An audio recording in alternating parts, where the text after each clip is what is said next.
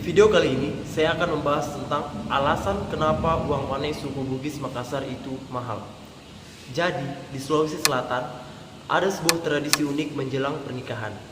Tradisi tersebut adalah uang panai, yaitu sejumlah uang yang diberikan calon mempelai pria kepada calon mempelai wanita sebagai bentuk penghargaan dan penghormatan terhadap norma dan strata sosial seseorang. Uang panai sebenarnya bukanlah mahar yang diberikan calon mempelai pria kepada calon mempelai wanita, melainkan suatu uang adat yang kini telah dianggap sebagai suatu kewajiban dengan jumlah yang telah ditentukan oleh kedua belah pihak atau keluarga. Uang panai untuk menikahi wanita suku Bugis Makassar terkenal tidak sedikit jumlahnya. Ada beberapa faktor yang menjadi standar menentukan jumlah uang panai, yaitu tingkat strata sosial dan tingkat pendidikan si calon wanita. Jadi, apabila si calon mempelai wanita merupakan keturunan bangsawan, maka permintaan uang panai bisa mencapai puluhan, bahkan ratusan juta rupiah.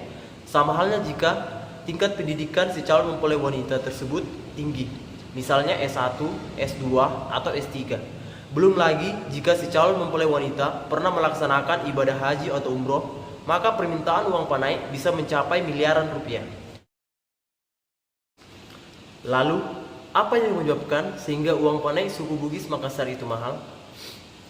Jadi, pada zaman penjajahan Belanda dulu, di mana pemuda Belanda dengan seenaknya menikahi wanita suku Bugis Makassar.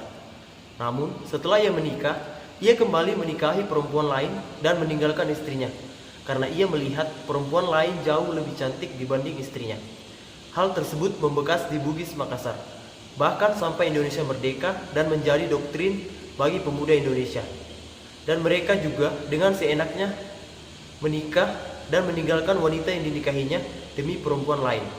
Sehingga hal tersebut seolah-olah membuat wanita suku Bugis Makassar itu tidak berarti dan tidak mempunyai harga diri. Budaya tersebut berubah ketika ada seorang pemuda yang mencoba memberanikan diri untuk melamar seorang perempuan yang berasal dari keluarga bangsawan. Tentu saja orang tua si perempuan tersebut menolak, karena mereka beranggapan bahwa pemuda tersebut merendahkan mereka, karena pemuda tersebut datang melamar anaknya tanpa adanya keseriusan sama sekali. Mereka khawatir kalau nasib anak mereka akan sama dengan nasib perempuan-perempuan yang lainnya.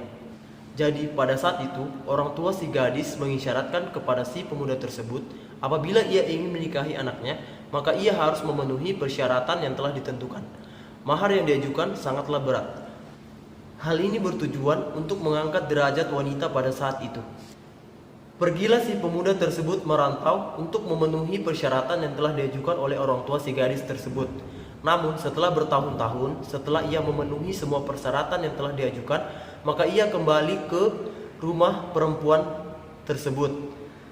Jadi ketika orang tua si gadis melihat kesungguhan hati si pemuda tersebut, maka ia merelakan anak gadisnya itu dimiliki oleh pemuda tersebut.